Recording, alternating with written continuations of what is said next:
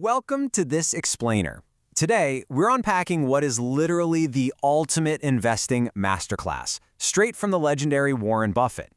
It's a profoundly historic moment in the financial world right now, and we're going to dive right into the exact blueprint he's left us to secure our own financial futures. The totally surprising news of the Oracle of Omaha's retirement at age 94 has absolutely shocked the markets.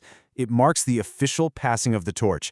After a marathon, 5-hour shareholder meeting, he just dropped this announcement, completely unprompted, revealing that Greg Abel is officially taking the reins at Berkshire Hathaway. So, this naturally begs a massive question for us retail investors, right? Can we still succeed in building serious wealth without the Oracle at the helm? Well, the answer is a resounding yes. Today, we're going to look at exactly how to do that. We're bringing some much-needed hope and clarity to your future portfolio by leaning on the timeless, foundational principles he championed.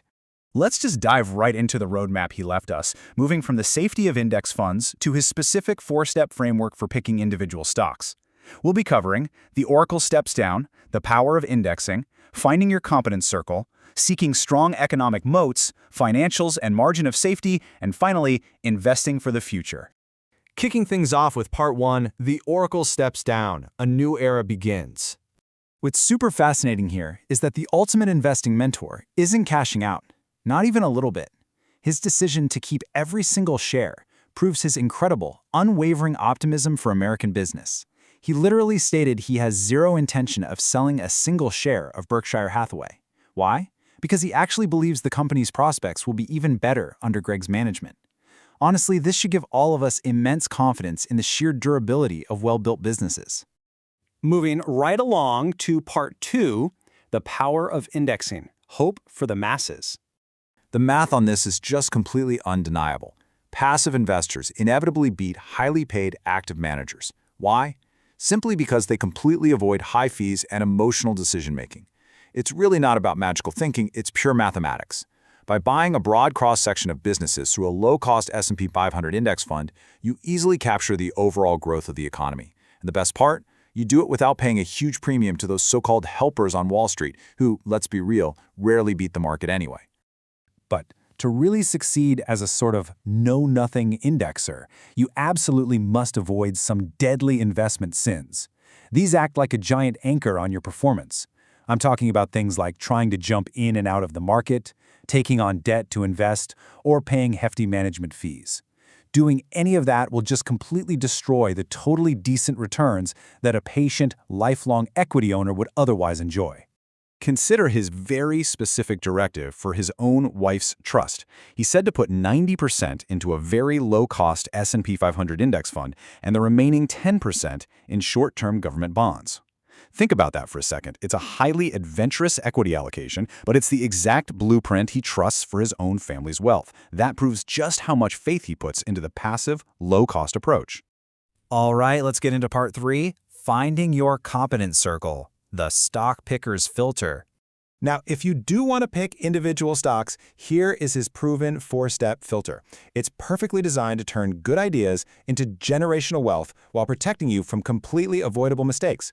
It's not about guesswork at all. It's about systematically evaluating businesses using these 4 exact criteria: circle of competence, economic moats, predictable financials, and margin of safety. Let's break them down. First up, you must stay within your circle of competence. This means only buying businesses you truly understand, like Coke's simple syrup model, rather than chasing super complex tech trends. Buffett has owned Coke for decades because it's incredibly easy to see exactly how they make their money. On the flip side, a company like NVIDIA, while obviously incredibly successful today, relies on a rapid, highly technical innovation. The rule of thumb is, if you can't confidently predict where a business will be in 10 years, it's outside your circle. Just move on to the next idea. That brings us to Part 4, seeking strong economic moats, durable advantage. Buffett actually visualizes a company's defenses a lot like a medieval castle. He wants businesses that will be even stronger 10 or 20 years into the future. You see, a great product just isn't enough. You need a structural advantage, a deep, wide moat that keeps customers coming back and allows the company to confidently raise prices over time without losing business. Whether it's Apple's massive brand loyalty or the high risk of switching away from Moody's, these moats pretty much guarantee long-term pricing power. Think about it. Apple has built an entire lifestyle ecosystem that's hard to leave. Moody's provides credit ratings that companies are literally terrified to switch away from out of fear of spooking their investors. And American Express? It becomes way more valuable the more people and merchants use it. That is a classic network effect right there.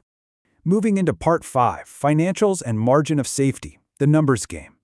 So you really want companies like Visa generating consistent, reliable profits year after year on a highly profitable, capital-light business model. Visa earns incredible returns on equity, often way above 30%, simply because they facilitate digital transactions and take a small cut. They don't lend money or take on massive physical assets. This right here is the absolute hallmark of a high-quality business. Predictable financials matter so much. Take Apple's massive 28% free cash flow margin. That gives it an absolute engine to aggressively buy back stock and continuously reward its shareholders. Remember, free cash flow is the cash left over after a business reinvests in itself. When you compare Apple's 28% to Walmart's 2%, it's pretty easy to see why Apple became Buffett's largest ever investment. Finally, the fourth filter demands that you buy these great businesses at a clear, obvious discount. This offers you a crucial cushion for when the unexpected inevitably happens. Because let's face it, even the best businesses face uncertainty, recessions, or management mistakes. You never, ever want to pay full price based on some rosy, optimistic forecast. You need a massive buffer. As Buffett's famous analogy goes, if you're navigating a steep drop, you don't cut it close. You demand a massive safety buffer to survive the journey. If a bridge holds 10,000 pounds, you definitely don't drive a 9,800-pound truck across it. You go find a bridge that holds 30,000 pounds. In investing, this exact discipline, buying at a deep discount, is what truly separates the winners from the losers. And finally, Part 6, Investing for the Future, Acting like an Owner. When you start acting like a true business owner, you completely stop letting Mr. Market's daily tantrums and wild stock fluctuations dictate your financial future. Remember, the market only exists to make it easier to buy and sell. It's not there to set values for you. You have to use the market's irrational pessimism to buy excellent companies on sale and just completely ignore the noise when the market gets overly exuberant. This timeless piece of advice from Buffett reminds us that the absolute greatest wealth-building opportunities often pop up when the market is at its absolute worst. Whether you're actively picking stocks or passively buying index funds, your consistency is hands down your greatest asset. As the Oracle steps down, he leaves us with absolutely everything we need to succeed. The choice is completely yours and the roadmap is crystal clear. So my question for you is this: are you going to let the market dictate your emotions? Or are you ready to ignore the noise and build your wealth like a true business owner today? Thanks for joining me on this explainer, and happy investing.